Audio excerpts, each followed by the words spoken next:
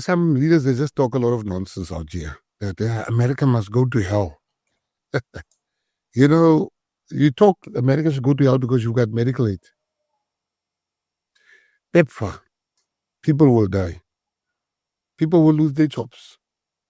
As I'm speaking now with PEPFAR, we've got unemployed doctors, unemployed nurses. Now, if PEPFAR goes...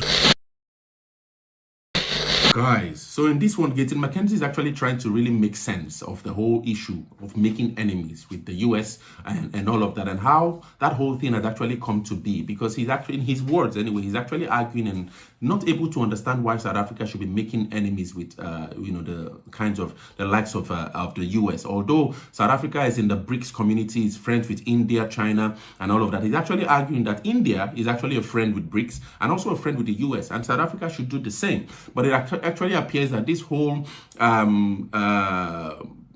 diplomatic issues between South Africa and the US stems from South Africa's positioning with, especially in the case of the war between Israel and Palestine, or the Gaza crisis, so to speak. I think it has to do with South Africa's positioning in that war, all right? And so the US feels threatened that, and I think many times also, I think Rob Hosef has actually argued that I think within the UN Security Council, that there has actually been a lot of times when South Africa voted against the US while taking aid from the US, okay? And so the US actually has come to see South Africa as a threat to its federal, sort of like jurisdiction, so to speak, and all of that. And so by siding with the US's enemies, South Africa seems to have made itself an enemy, so to speak, of the US. And McKenzie actually thinks that this can be repaired, because there's really no point in trying to be enemies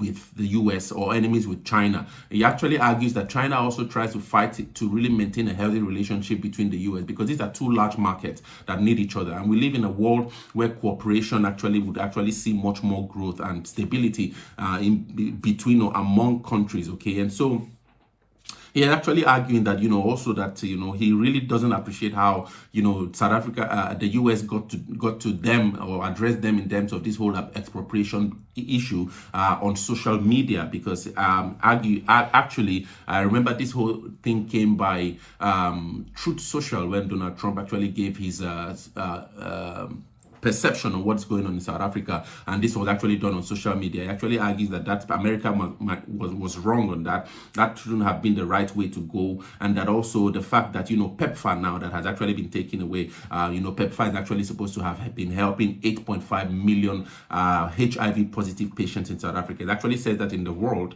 1/4 of all the people who are HIV positive live in South Africa, all right, making South Africa, I think, one of the highest, beneficiaries of PEPFAR aid.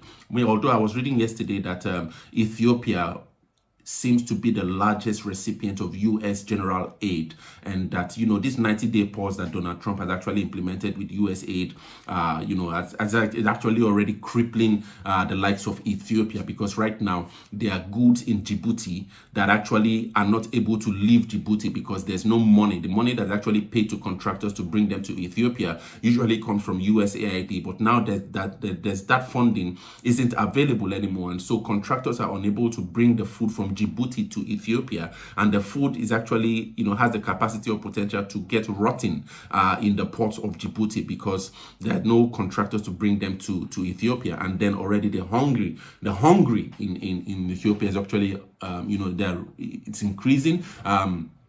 When I say the hungry, I mean the hungry people, the hungry population, the kind of like the people that this aid actually assists in Ethiopia it's already showing anyway. That's the point, you see. And so it's really a challenging time for many African countries that have actually been dependent. And that's why many times I usually think about a way in which we can future-proof our societies, because there should have been scenarios of this kind of sort where all of this support, what happens when the tap is closed? What are we going to be doing? How resilient is our economy? so to speak. And so this is at the level of even thinking about from the organizational perspective, which I understand quite well. How do companies really create opportunities for resilience? That should actually be going also now to our nations. How is South Africa protecting itself to be resilient in terms of these shocks? So we see now that there's a big shock coming from, USAID, especially coming from PEPFAR. Now, if the South Africa also loses AGOA,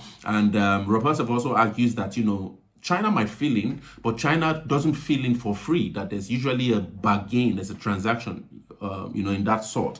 And so there has to be these kinds of strategies. And then to squeeze the population for 2%, like as proposed by Minister Godongwana, to propose a 2% VAT increase, that might actually be now raising tempo for revolt, you see, in South Africa. And so these are really challenging times that South Africa finds itself. And yet McKenzie is actually arguing that this is not the time for South Africa to be making enemies, all right? And the likes of Rob Hersov, anyway, doesn't think that the US is even interested in making friends or being friends with South Africa. We saw that, I think it was the Treasury Ministry of South Africa has actually stated that probably he might be missing the G20 meeting of treasurers or ministers of the Treasury. There's also the Secretary of State Marco Rubio in the US also have actually indicated that he will be missing or skipping the G20 summit for the state secretaries, I think, in Cape Town. Or so we are seeing that diplomatic rift going on between South Africa and the US, which I really don't think should be happening, because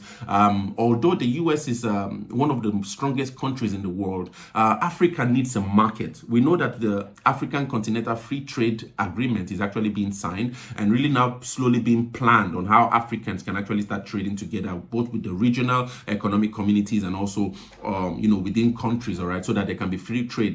There needs to be more trade, but we don't have a market as large as the US market, all right? And so the US market is a really important market that shouldn't be lost to really sustain the import and the income coming into our countries. And so we should really be friends with these large markets, so to speak. And so Gaten McKenzie is actually not happy with that, and also he's actually arguing in this video as well that South Africa seems to, South Africa is a really emotional kind of like a place. I see that also in the comments here. This is a Nigerian studying South Africa from the outside. And I think I might be the only outsider perspective on YouTube studying South Africa at the moment. That's my space, all right? I love to study countries from the outside because I'm an Africanist. I see myself much more as a continentalist, all right? So I don't necessarily need to be South African to understand South Africa. Because if you tell me that I need to be South African to understand South Africa, then one day if you see me in the African Union, for example, representing the continent, then you have to necessarily retract from that debate, all right? So there are some people who actually have a bird's eye view on the continent. That's where I like to really fight for the health